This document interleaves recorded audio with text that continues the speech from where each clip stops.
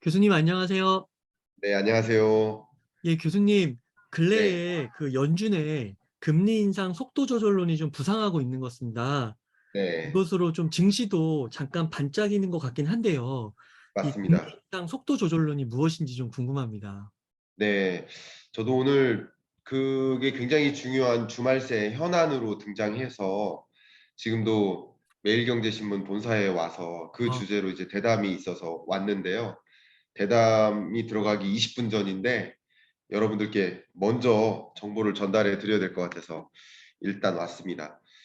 저와 함께 계속 웅달님하고 이야기 나눈 그 모든 내용들이 제가 계속 긴축의 시대 이후로 얘기 나왔던 것들이 계속 금리 인상의 시대다. 금리를 계속 인상해 나간다. 물가가 너무 높으니까 물가를 잡기 위해서 금리 인상 행보를 하는데 제가 아마 그전에도 말씀드렸듯이 금리 인상의 고점에 다다를 때 그 지점에 사인이 있는데 금리 인상 속도가 둔화될 것이다라는 거죠. 여러 가지 이유로 금리 인상 속도를 이제 조절해야 된다. 그러니까 자이언트 스텝, 연속 자이언트 스텝 5번을 진행할 것으로 시장은 내다봤었는데, 그리고 지난달 우리 FOMC 회의 결과 점도표에서도 확인한 대로 올해 내내는 그래도 0.75%포인트씩 자이언트 스텝을 계속 단행해 나갈 것으로 판단을 했는데 이제 금리 인상 속도를 좀 둔화시켜야 된다. 자이언트 스텝 그만하고 빅 스텝 정도로 전환해야 된다. 금리 인상 속도가 너무 높으면 더 큰 피해가 있다. 물가 잡으려고 초과상관 다 태우는 격이 된다. 그런 논의가 이제 조금씩 점증되고 있는 그런 과정. 그게 금리 인상 조절론 이렇게 생각하면 좋을 것 같습니다. 음, 교수님께서 그 지난번에도 저희 웅달 책방에 나오셔가지고도요. 네, 금리 인상 속도가 그 둔화되는 시점에 대해서 말씀해 주실 때 올해 말일 네, 수도 있다고 하셨거든요.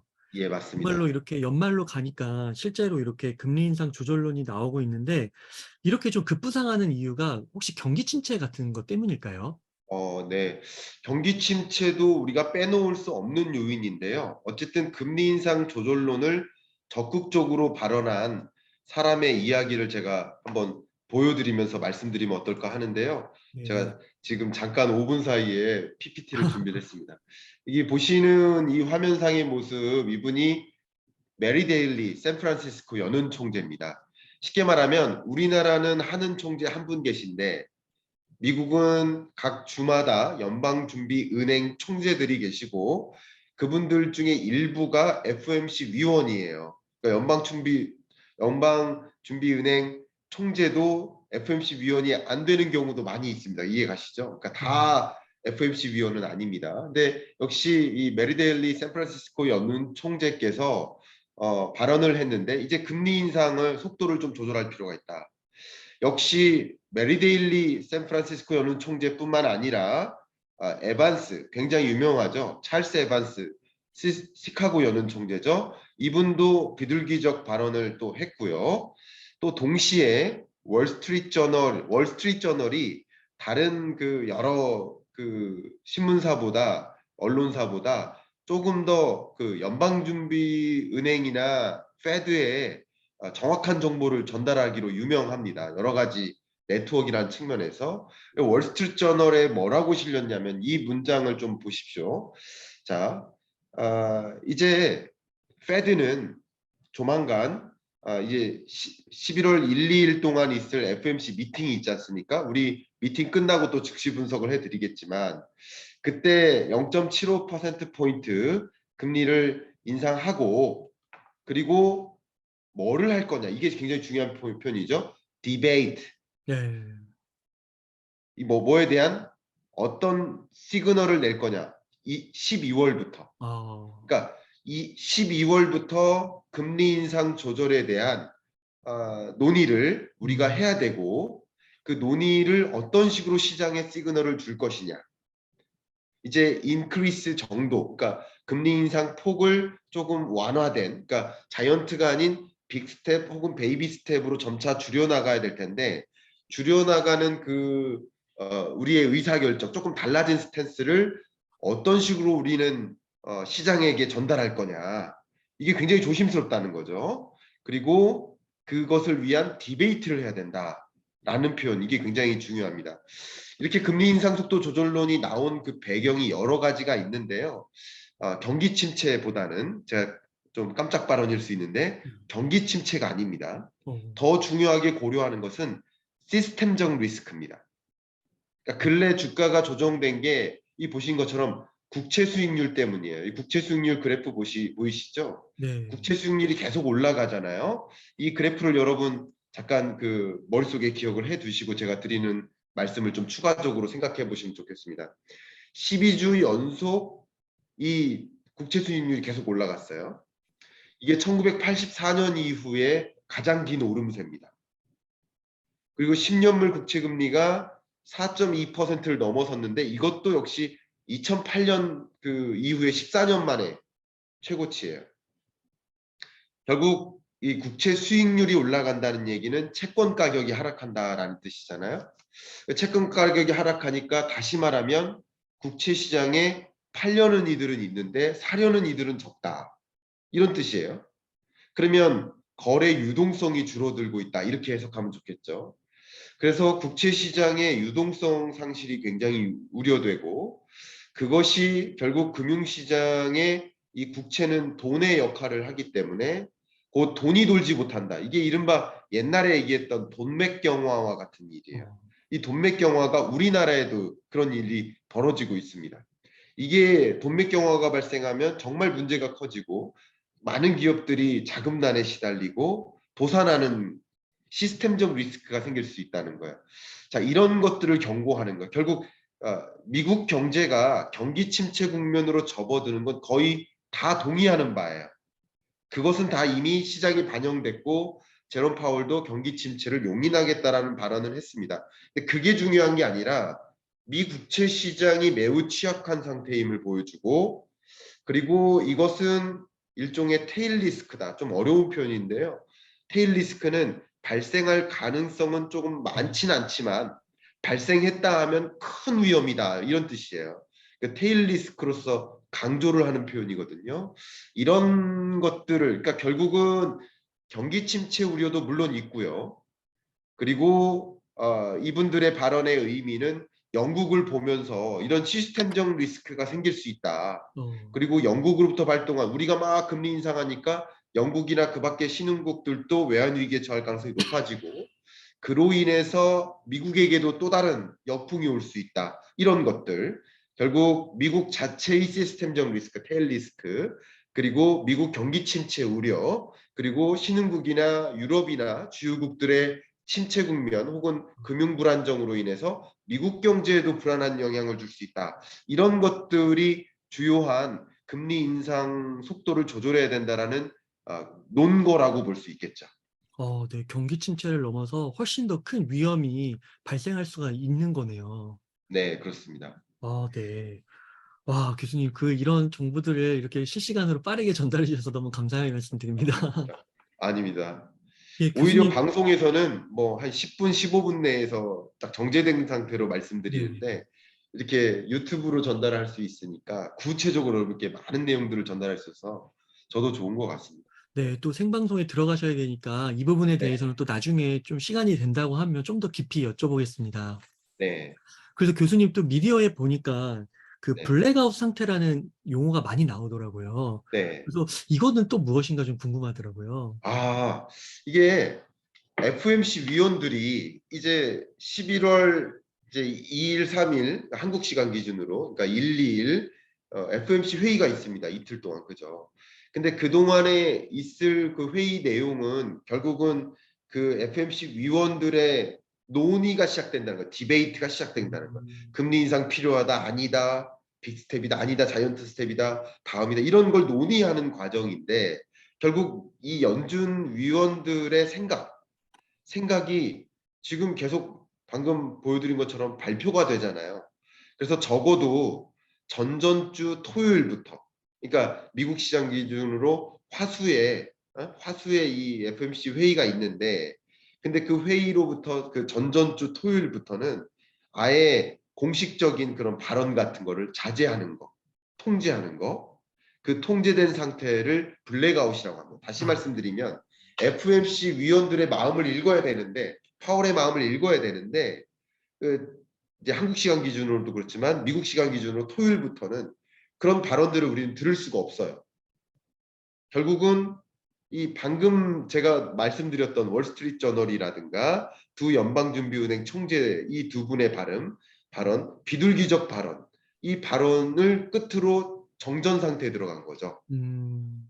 이제 그 이후에는 FOMC 위원들의 발언을 읽을 수 없으니까 결국 시장은 어떻게 생각할까? 와, 이제 금리 인상 속도 줄어드네. 그러니까 금리 인상 속도 조절이지 금리 인상을 안 한다는 것은 아닙니다. 네. 오해하지 말아 주십시오. 금리 인상을 합니다. 다만 굉장히 빨리 달리다가 이제 속도를 조금 조절한다는 뜻이죠. 100km로 달리다가 80km로 조절하는 느낌이지 이제 금리 인상하다가 다시 떨어뜨린다, 동결한다 이 뜻은 아닙니다. 그러나 어쨌든 이 토요일을 기점으로 블랙아웃 기간이 들어가는데, 그러니까 언론과의 소통을 막는 거죠. 그런 것을 막는 기간이 도래되는데 그 막는 기간이 도래되기 직전까지는 결국 금리 인상 속도 조절에 좀 무게를 실는 이야기가 주가 됐기 때문에 그래서 이것이 시장에게는 또 긍정적인 사인으로 작용할 거죠. 음. 그렇게 해석하시면 되겠습니다. 그 교수님께서 이전부터 강조해 주셨던 게 그 변화량, 그런 게 굉장히 네, 중요하다고 하셨었잖아요. 네, 근데 그 네, 금리 인상 속도가 변화하고 있다. 그리고 네, 그 이후에 블랙아웃 상태에 들어갔기 때문에 이는 시사하는 바가 있을 것이다. 그렇습니다. 아, 예, 네. 적어도 시장은 상당한 기대를 하는 거죠. 어, 적어도 네. 그 FOMC 회의의 결과는 아닐지 몰라도 음. FOMC 회의 결과가 나오겠지만 우리 또 웅달님하고 말씀을 나누겠지만 그 회의 결과에서는 또 예를 들어서 아니다 자이언트 스텝 두 번 해야 된다 이렇게 할 수도 있지만 적어도 이 상태에 들어간 이 시장의 기대는 네. 굉장히 낙관할 가능성이 높다는 것이죠. 아, 그 기간 동안은. 그렇죠. 네. 그러면요, 교수님, 정말 11월 FOMC가 눈앞으로 또 다가왔는데요. 관전 네, 포인트를 좀 짚어주신다면 좋겠습니다. 네 관전 포인트 말씀드리겠습니다. 네. 화면 공유를 좀 해드릴 텐데요. 제가 지난 CPI 발표되자마자 즉시 분석에서 우리 웅달님하고 말씀드렸던 그때 보여드렸던 그래프 그대로입니다. CPI다. 그러니까 CPI가 최근 6, 7, 8, 9 이것은 이제 근원 물가 상승률입니다. CPI가 아니라 근원 CPI다라고 말씀드리고 근원 CPI가 계속 올랐기 때문에 물가 상승세 생각보다 빠른 속도로 안 줄어든다. 물가가 정점에서 고점을 찍고 떨어지긴 했지만 그렇지만 높은 물가가 계속 유지되겠구나라는 걸 확인하면서 자이언트 스텝에 더 무게를 둔 거예요. 이해가시죠? 네. 근데 더더군다나 소비자들의 기대도 굉장히 중요한데 기대 인플레이션율도 안 꺾이고 계속 올라가는 모습인 거야. 이걸 보면서 물가 정점 찍지도 않았는데 아니 그렇게 만약에 그 빅스텝만 해버리면 시장에 안 좋은 사인을 준다. 물가 정점 찍고 물가 잡을랬다가 오히려 시장이 확 안도감을 갖고 적극적으로 소비하고 기업들이 또 음. 적극적으로 투자하고 그렇게 되면 정작 물가 잡으려고 금리 인상했던 것들이 다 숲으로 돌아간다. 어. 그런 입장도 있습니다. 그러니까 결국 여러분 구분하셔야 될 건 뭐냐면 앞에 말씀드렸던 두 연방준비은행 총재 두 분은 원래 비둘기였어요. 그리고 매파적 발언과 이게 왜 그럴 수밖에 없냐면 그러니까 우리나라 총재와 당장 바로 옆에 있는 BOJ 일본은행 총재가 다른 의사결정을 하잖아요. 우리나라는 빅스텝 행보를 하고 있고 일본은 계속 동결하고 있잖아요. 그러리만큼 미국 땅에 있는 각 주의 음. 연방준비은행 총재들은 다른 걸 보는 거예요. 음. 자기 주의 경제 상황을 보니까 우리 경제는 진짜 큰일 났어. 나 문제 있어. 실업이 좀 증가하는 것 같아. 근데 뭐 저쪽 주 같은 경우는 아무 문제 없고 물가만 치솟아요. 그러니까 그렇게 주마다 처해 있는 입장이 다르기 때문에 주마다 주장하는 바가 다를 수 있어요. 네.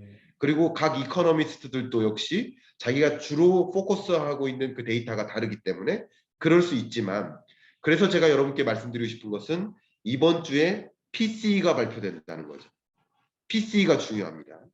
결국 그 연방준비제도에서 FOMC 회의에서 금리를 인상하고 동결하고 얼마나 인상할지 여부를 판단하는 것은 CPI가 아니라 PCE다라고 제가 지난번에 말씀드렸죠. 그러니까 PCE가 발표될 것이고 근원 PCE가 특히 근원 PCE입니다. 근원 개인 소비 지출 기준 소비자 물가 상승률이 전월보다 올라가는가, 정점 찍고 안 떨어지고 계속 올라가는가. 그러면 근원 물가 상승률은 기조적인 걸 보여준다고 제가 누차 말씀드렸죠. 그럼 기조적으로 계속 상승할 것이라고 한다면 이 디베이트 과정에서 계속 연준 의장, 파월 의장께서 데이터에 기초해서 얘기하겠다라고 한 것처럼 네. 그 데이터는 곧 FMC 위원들 앞에 연방준비은행 총재 2명이 그런 발언들은 실언이다라고 싸워나갈 가능성이 높다는 것이죠. 그런 음. 것들을 좀 주목하시면 좋겠고 더더군다나 우리가 또 주목하셔야 될 것은 다른 중앙은행, 그러니까 ECB라든가 다른 주요국들도 이 자이언트 스텝 행보를 계속 해나갈 것으로 보고 있거든요. 그런 것들도 좀 주목하실 필요가 있겠습니다. 그러면 아무래도 보세요. 근원 PC가 안 잡혔다. 음. 그리고 다른 주요국들도 FMC 회의처럼 자이언트 스텝을 계속 유지하거나 금리 인상 속도를 강하게 해나간다. 그럼 쇼트트랙 경기처럼 그런 행보들은 미국의 긴축 행보를 더 가속화하게 만들거든요. 그럴지 여부를 여러분 판단하시면 좋겠다라는 말씀 드리겠습니다. 네. 그 치열한 디베이트와 FOMC 결과를 통해서 또 이 네, 금리의 속도 조절이 또 어떻게 될지 또 뒤바뀔 수도 있겠네요. 네 그렇습니다. 네. 교수님, 그리고 또 예, 그 이제 FOMC를 앞두고 좀 이번 주와 다음 주에 또 좀 세부적으로 좀 네. 봐야 할, 뭐 주목해야 할 그런 것들이 또 있을까요? 네네. 앞에 말씀드렸었던 것처럼 결국은 FMC에서는 회의에서의 내용이 그러니까 0.75%포인트 올리겠구나 11월 그건 거의 기정사실화 돼 있는 거예요. 뭐 저의 주장이라기보다는 시장이 다 그렇게 믿고 있고 그동안 포워드 가이던스 선제적 지침을 그렇게 발표해 왔기 때문에 그런 수준의 변화는 없을 거라고 생각합니다. 현재로서는 만약에 0.75%포인트가 아니고 0.5%다. 0.5%포인트다. 아니면 뭐 그 이상이다. 그러면 시장이 반대로 깜짝 놀랄 겁니다. 그죠? 그럴 것이기 때문에 0.75%포인트를 유지할 건데 결국 11월에 FMC 회의에서 12월 금리 인상 폭을 어느 정도로 할 음. 건지에 대한 스탠스를 좀 주목하시면 좋겠고 그게 FMC 초읽기다라고 먼저 말씀드리고요. 그것은 역시 이번 주에 발표될 주요 연방준비은행이나 연방준비은행이 아니라 주요국 중앙은행이나 이들의 금리 인상 폭 그리고 PC 이런 것들이다라고 말씀드리고 여러분이 이제 투자자들 관점에서 이제 본격적으로 실적 발표가 시작되죠.